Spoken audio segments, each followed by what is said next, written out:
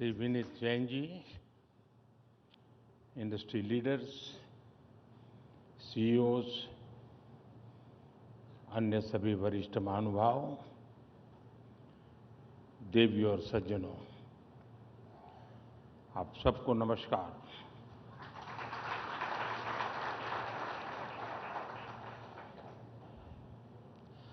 Last time जब मैं ET summit में आया था तो चुनाव होने ही वाले थे और उस समय मैंने आपके बीच पूरी विनम्रता से कहा था कि हमारे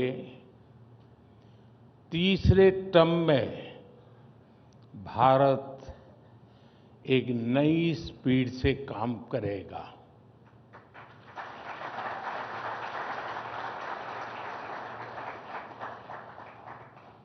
मुझे संतोष है कि ये स्पीड आज दिख भी रही ही है और देश इसको समर्थन भी दे रहा है।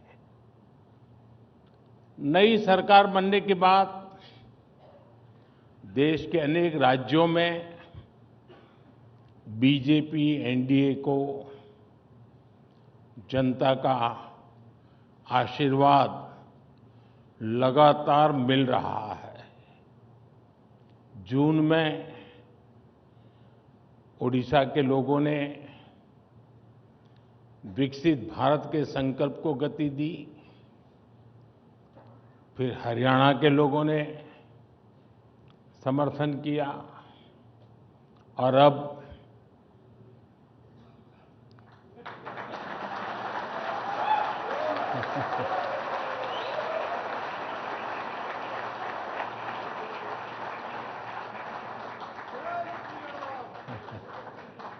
दिल्ली के लोगों ने हमें भरपूर समर्थन दिया है। ये एक एक्नॉलेजमेंट है कि देश की जनता आज किस तरह विकसित भारत के लक्ष्य के लिए कंधे से कंधा मिलाकर चल रही है। साथियों, जैसा आपने भी उल्लेख किया, मैं भी कल रात ही अमेरिका और फ्रांस की अपनी यात्रा से लौटा हूं। आज दुनिया के बड़े देश हो, दुनिया के बड़े मंच हो, भारत को लेकर जिस विश्वास से भरे हुए हैं, ये पहले कभी नहीं था।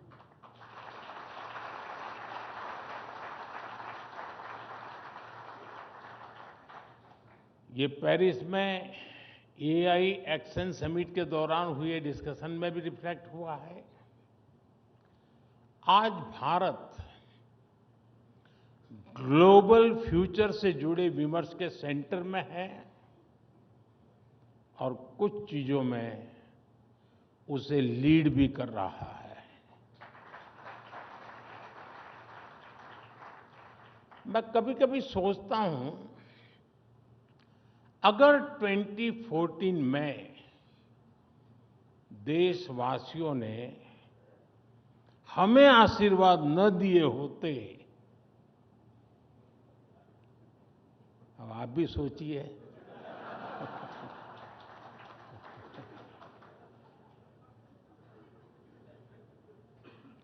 भारत में रिफॉर्म्स की एक नई क्रांति शुरू होती,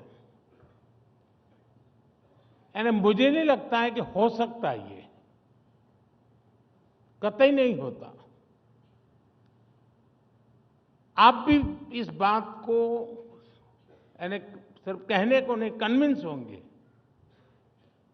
क्या इतने सारे बदलाव होते क्या? आप में से जो हिंदी समझते होंगे उनको मेरी बात तुरंत समझ में आई होगी।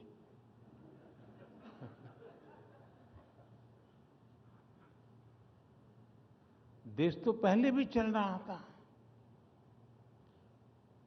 कांग्रेस स्पीड ऑफ डेवलपमेंट और कांग्रेस स्पीड ऑफ करप्शन, ये दोनों चीजें देश देख रहा था। अगर वही जारी रहता तो क्या होता।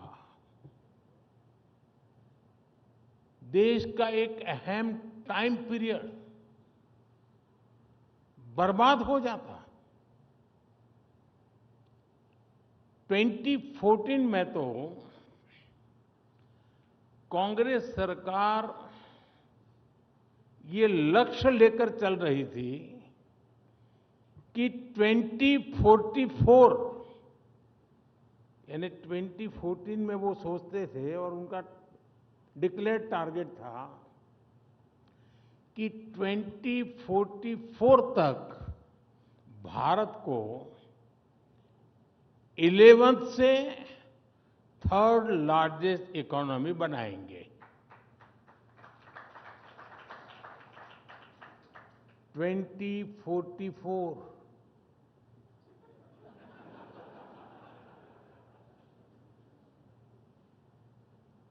यानी 30 साल का टाइम पीरियड था। ये था कांग्रेस का स्पीड ऑफ डेवलपमेंट। और विकसित भारत का स्पीड ऑफ डेवलपमेंट क्या होता है, ये भी आप देख रहे हैं। सिर्फ एक दशक में भारत टॉप 5 इकोनॉमी में आ गया।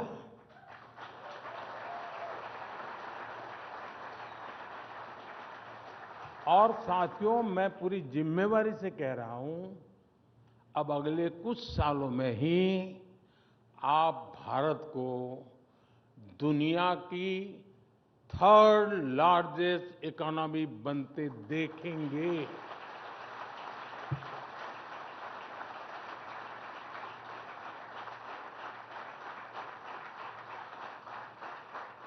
अब हिसाब लगाइए, 2044,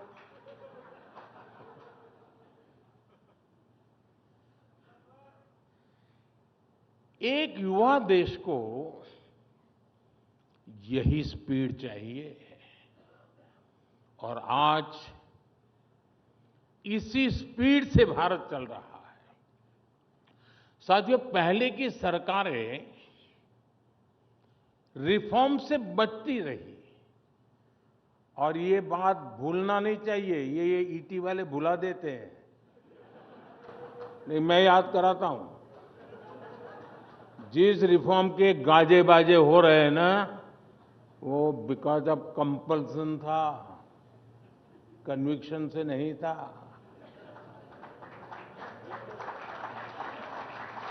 आज हिंदुस्तान जो रिफॉर्म कर रहा है वो कन्विक्शन से कर रहा है।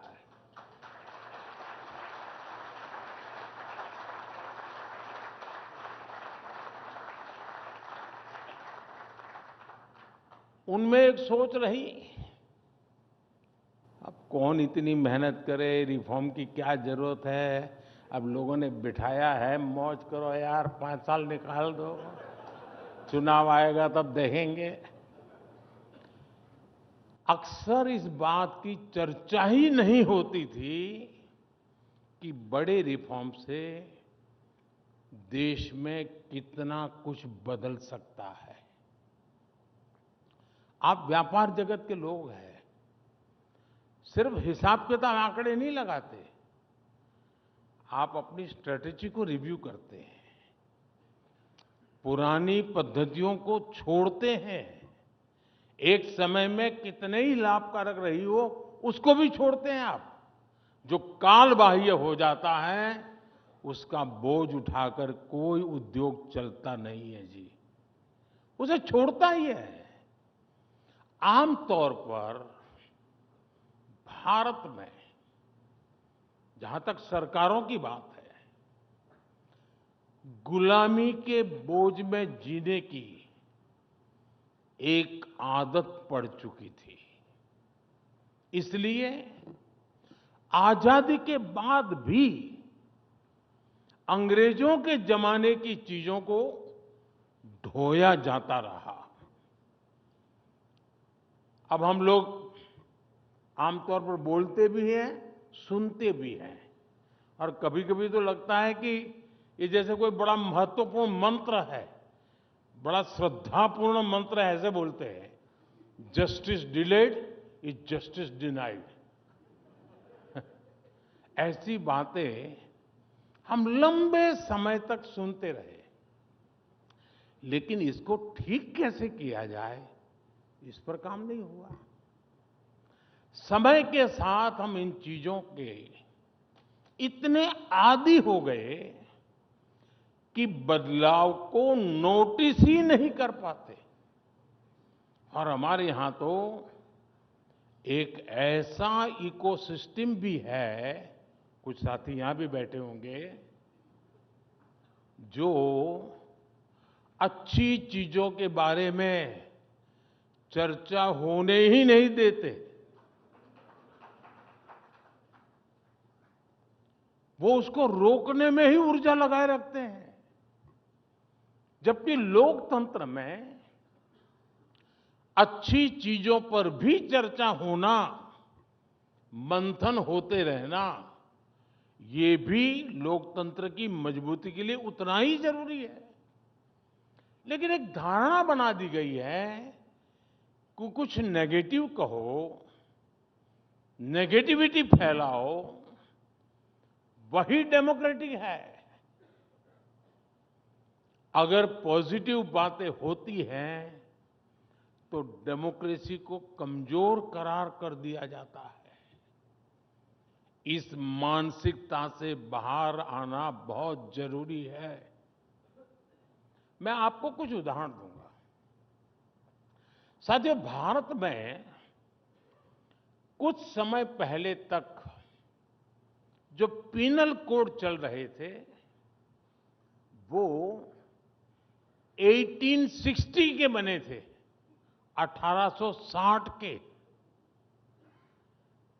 देश आजाद हुआ तो हमें याद नहीं आया, क्योंकि गुलामी की मानसिकता में जीने की आदत हो गई थी। इनका मकसद 1860 में जो कानून बने, मकसद क्या था? उसका मकसद था भारत में गुलामी को मजबूत करना, भारत के नागरिकों को दंड देना। जिस सिस्टम के मूल में ही दंड है, वहां न्याय कैसे मिल सकता था? इसलिए इस सिस्टम के कारण न्याय मिलने में कई कई साल लग जाते थे। अब देखिए, हमने परिवर्तन किया, बहुत बड़ा, कड़ी मेहनत करनी पड़ी है, ऐसा नहीं हुआ है। लाखों ह्यूमन आवर्स लगे हैं इसमें। और भारतीय न्याय संहिता को लेकर के हम आए, भारत की संसद ने उसको मान्यता दी। अब ये न्याय संहिता को लागू हुए अभी 7-8 महीने ही हुए हैं, 7 to 8 मंथ हुए अभी तो। लेकिन बदलाव साफ साफ नजर आ रहा है, अखबार में नहीं। अब लोगों में जाएंगे तो बदलाव नजर आएगा। न्याय संहिता लागू होने के बाद क्या बदलाव आया है, मैं बताता हूं। एक ट्रिपल मर्डर केस में एफआईआर से लेकर फैसला आने तक सिर्फ 14 दिन लगे। इसमें उम्र कैद की सजा हो गई।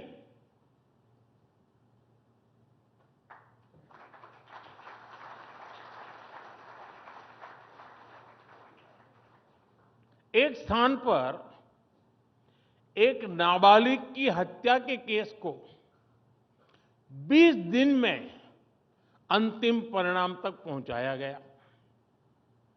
गुजरात में गैंगरेप के एक मामले में 9 अक्टूबर को केस दर्ज हुआ। 26 अक्टूबर को चार्जशीट भी दाखिल हो गई और आज 15 फरवरी को ही कोर्ट ने आरोपियों को दोषी करार दे दिया।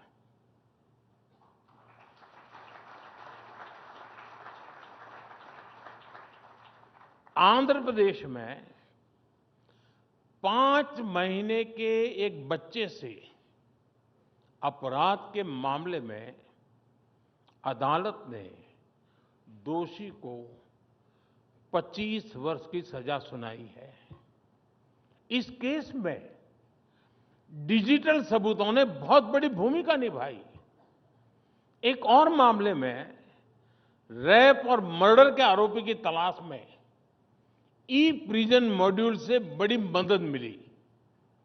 इसी तरह एक राज्य में रेप और मर्डर का केस हुआ और तुरंत ही पता चल गया कि संदिग्ध दूसरे राज्य में एक क्राइम में पहले जेल जा चुका है।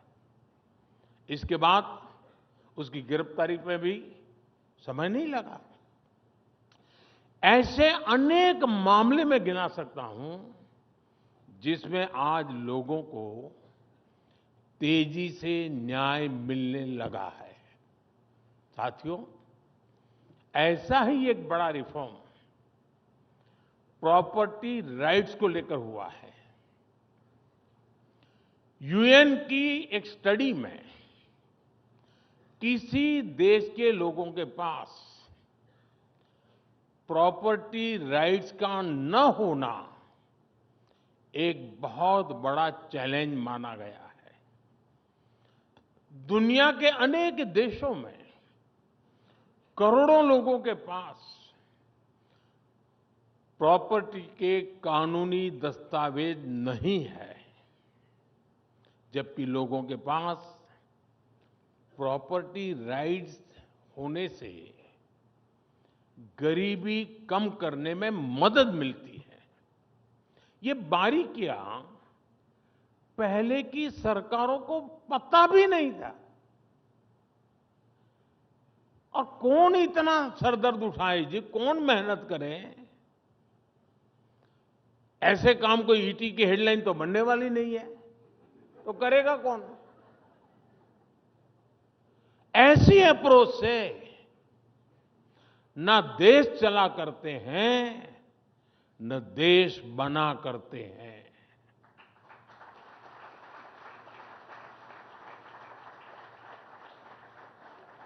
और इसलिए हमने स्वामित्व योजना की शुरुआत की। स्वामित्व योजना के तहत देश के 3 लाख से ज्यादा गांवों का ड्रोन सर्वे किया गया। 2.25 करोड़ से ज्यादा लोगों को प्रॉपर्टी कार्ड दिए गए। और मैं ईटी को एक हेडलाइन आज दे रहा हूं।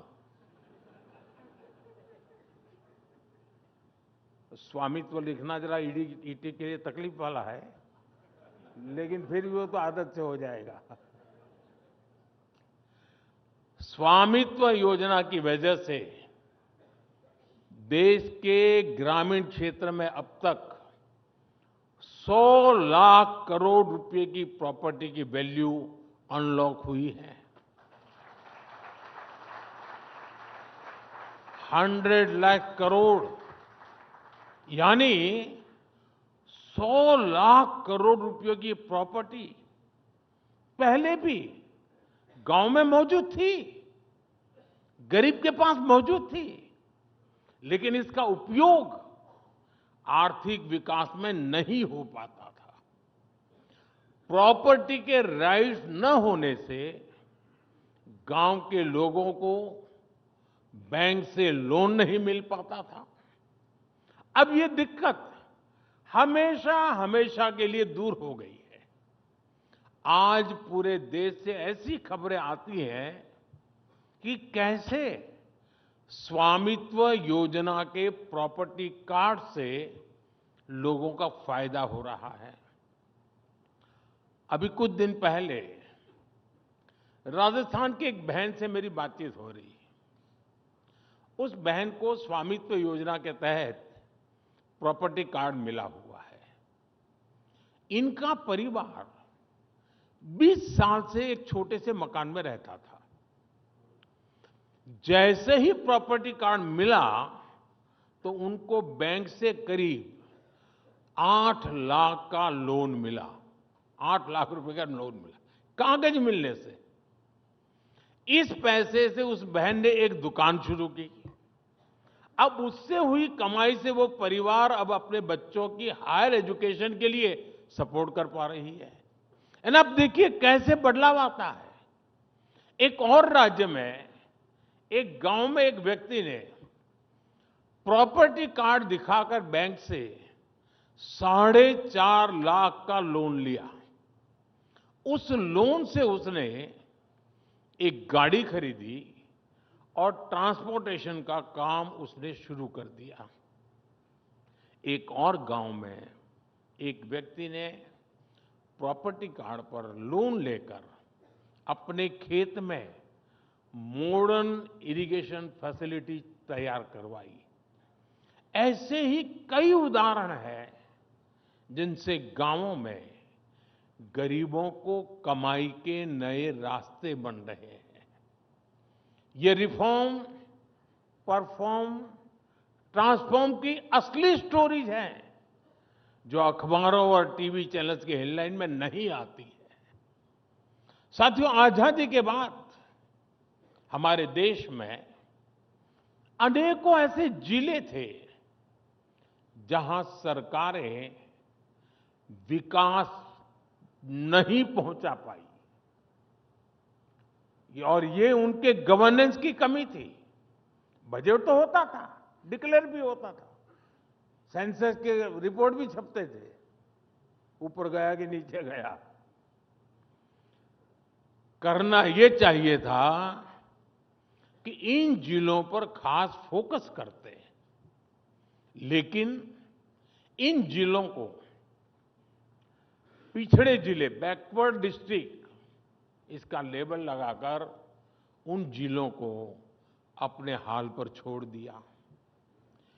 इन जिलों को कोई हाथ लगाने को तैयार नहीं होता था। यहां सरकारी अफसर भी अगर ट्रांसफर होती थी तो ये मान लिया जाता था कि पनिशमेंट पोस्टिंग पर भेजा गया है।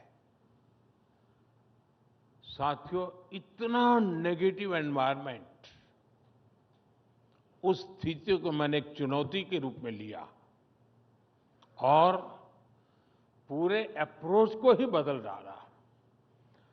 हमने ऐसे देश के करीब 100 से ज्यादा जिलों को आइडेंटिफाई किया, जिसको कभी बैकवर्ड जिला कहते थे, मैंने कहा ये एस्पिरेशनल डिस्ट्रिक्ट है, ये बैकवर्ड नहीं है। हमने यहां देश के युवा अफसरों को वहां पर ड्यूटी देना शुरू कर दिया। माइक्रो लेवल पर गवर्नेंस को सुधारने का प्रयास शुरू किया। हमने उन इंडिकेटर्स पर काम किया जिसमें ये सबसे पीछे थे। फिर मिशन मोड पर कैंप लगाकर सरकार की फ्लैगशिप योजनाओं को यहां लागू किया। आज इनमें से कई एस्पिरेशनल डिस्ट्रिक्ट्स देश के इंस्पिरेशनल डिस्ट्रिक्ट्स बन चुके हैं।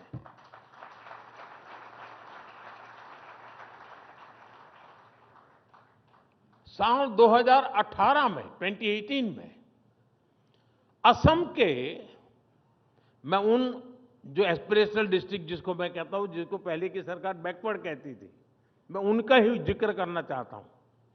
असम के बारपेटा जिले में सिर्फ 26% एलिमेंट्री स्कूलों में ही सही स्टूडेंट टू टीचर्स रेशियो था, ओनली 26%।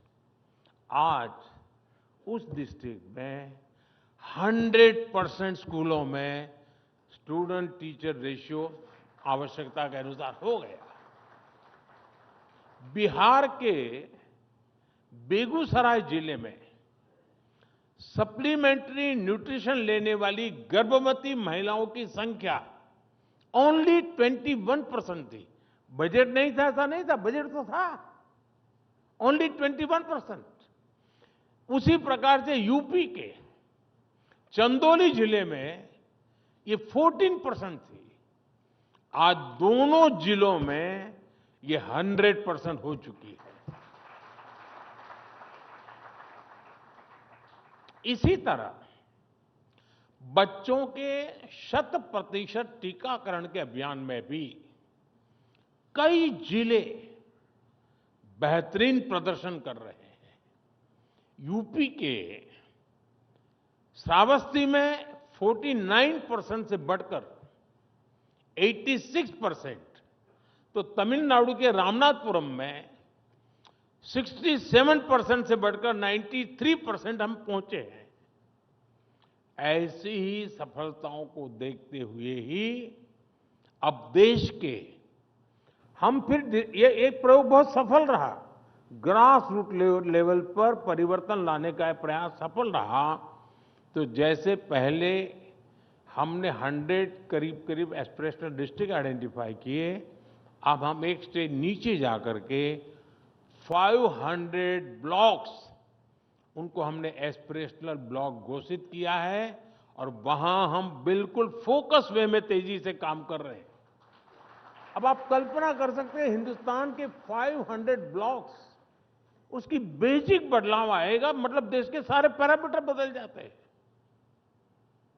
साथियों, यहां बहुत बड़ी संख्या में इंडस्ट्री लीडर्स बैठे हैं। आपने कई कई दशक देखे हैं, दशकों से आप बिजनेस में हैं।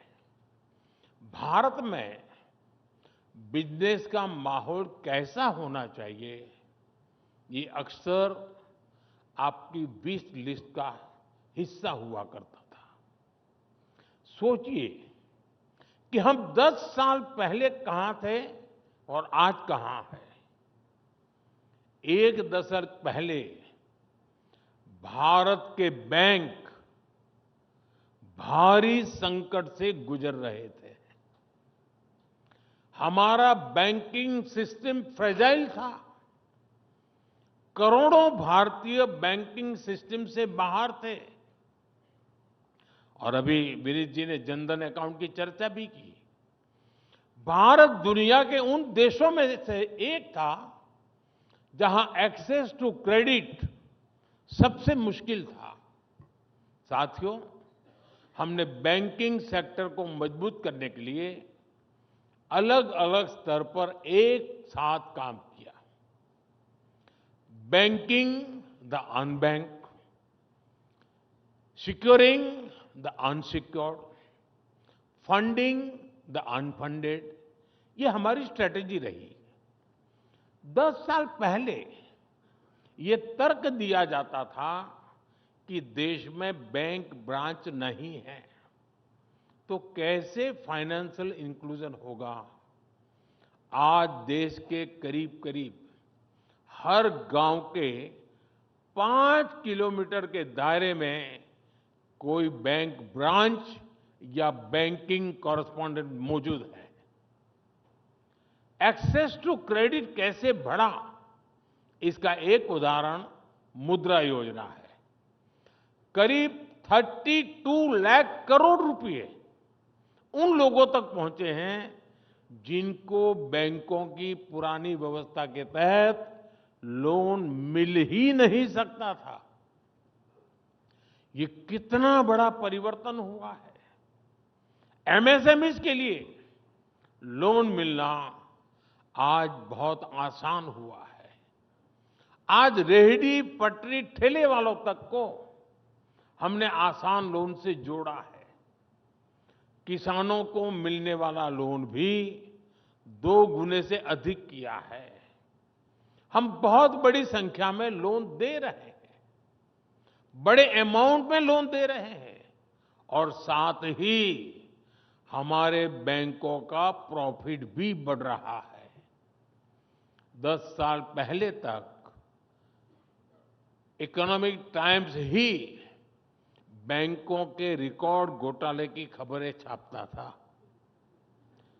रिकॉर्ड एनपीएस पर चिंता जताने वाले एडिटोरियल छपते थे। आज आपके अखबार में क्या छप रहा है?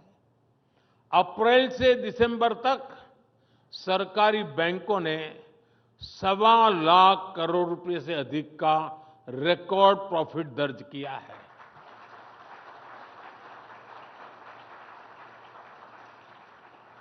साथियों, ये सिर्फ हेडलाइंस नहीं बदली है, ये सिस्टम बदला है, जिसके मूल में हमारे बैंकिंग रिफॉर्म्स है। ये दिखाता है कि हमारी इकोनॉमी के पिलर्स कितने मजबूत हो रहे हैं। साथियों, बीते दशक में हमने फियर ऑफ बिजनेस को ईज ऑफ डूइंग बिजनेस में बदला है। जीएसटी के कारण देश में जो सिंगल लार्ज मार्केट की व्यवस्था बनी है, उससे भी इंडस्ट्री को बहुत फायदा मिल रहा है। बीते दशक में इंफ्रास्ट्रक्चर में भी अभूतपूर्व विकास हुआ है। इससे देश में लॉजिस्टिक कॉस्ट घट रही है, एफिशिएंसी बढ़ रही है। हमने सैकड़ों कंप्लायंसेस खत्म किए और अब जन विश्वास 2.0 से और भी कंप्लायंसेस को कम कर रहे हैं। समाज में, और ये मेरा कन्विक्शन है, सरकार का दखल और कम हो, इसके लिए सरकार एक डीरेगुलेशन कमीशन भी बनाने जा रही है।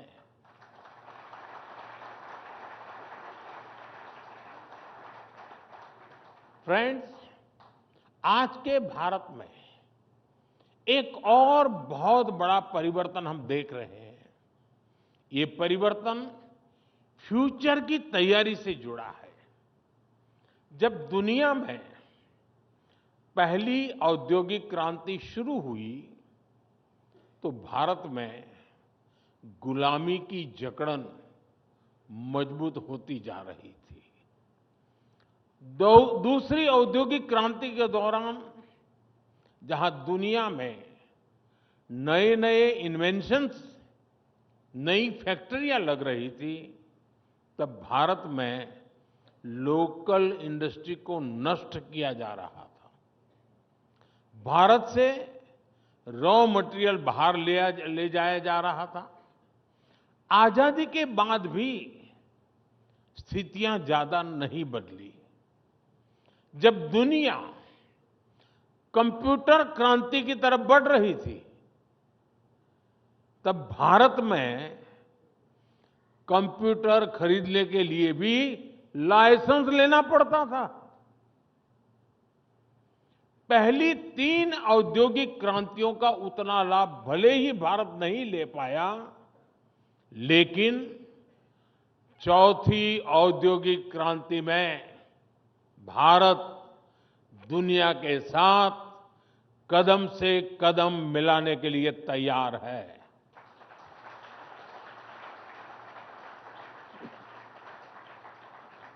साथियों, विकसित भारत की यात्रा में हमारी सरकार प्राइवेट सेक्टर को बहुत अहम सहभागी मानती है। सरकार ने बहुत सारे नए सेक्टर्स को प्राइवेट सेक्टर के लिए खोल दिया है, जैसे स्पेस सेक्टर। आज बहुत सारे नौजवान, बहुत सारे स्टार्टअप्स इस स्पेस सेक्टर में बड़ा योगदान दे रहे हैं। ऐसे ही ड्रोन सेक्टर कुछ समय पहले तक लोगों के लिए क्लोज था। आज इस सेक्टर में यूथ के लिए बहुत सारा स्कोप दिख रहा है। प्राइवेट फर्म्स के लिए कॉमर्शियल कोल माइनिंग का क्षेत्र खोला गया है। ऑक्शंस को प्राइवेट कंपनियों के लिए लिबरलाइज किया गया है। देश के रिन्यूएबल एनर्जी अचीवमेंट में हमारे प्राइवेट सेक्टर की बहुत बड़ी भूमिका है और अब पावर डिस्ट्रीब्यूशन सेक्टर में भी हम प्राइवेट सेक्टर को आगे बढ़ा रहे हैं ताकि इसमें और एफिशिएंसी आए। हमारे इस बार के बजट में भी एक बहुत बड़ा बदलाव हुआ है। हमने यानी पहले कोई ये बोलने की हिम्मत नहीं करता था, हमने न्यूक्लियर सेक्टर को भी प्राइवेट पार्टिसिपेशन के लिए खोल दिया है। साथियों, आज हमारी पॉलिटिक्स भी परफॉर्मेंस ओरिएंटेड हो चुकी है। अब भारत की जनता ने दो टूक कह दिया है, टिकेगा वही जो जमीन से जुड़ा रहेगा, जमीन पर रिजल्ट लाकर दिखाएगा। सरकार को लोगों की समस्याओं के प्रति संवेदनशील होना बहुत जरूरी है, उसकी पहली आवश्यकता है। हमसे पहले जिन पर पॉलिसी मेकिंग का जिम्मा था, उनमें संवेदनशीलता शायद बहुत आखिर में नजर आती थी, इच्छा शक्ति भी बहुत आखिर में नजर आती थी। हमारी सरकार ने संवेदनशीलता के साथ लोगों की समस्याओं को समझा, जोश और जुनून के साथ उन्हें सुलझाने के लिए जरूरी कदम उठाए। आज दुनिया की तमाम स्टडीज बताती है कि बीते दशक में जो बेसिक सुविधाएं देशवासियों को मिली है, जिस तरह वो एम्पावर हुए हैं, उसके कारण ही सिर्फ 10 साल में 25 करोड़ भारतीय गरीबी से बाहर निकल आए हैं। इतना बड़ा वर्ग नियो मिडिल क्लास का हिस्सा बन गया। ये नियो मिडिल क्लास अब अपनी पहला टू व्हीलर, अपनी पहली कार, अपना पहला घर खरीदने के सपने देख रहा है। मिडिल क्लास को सपोर्ट करने के लिए इस वर्ष के बजट में भी हमने जीरो टैक्स की सीमा को 7 लाख से बढ़ाकर 12 लाख किया है।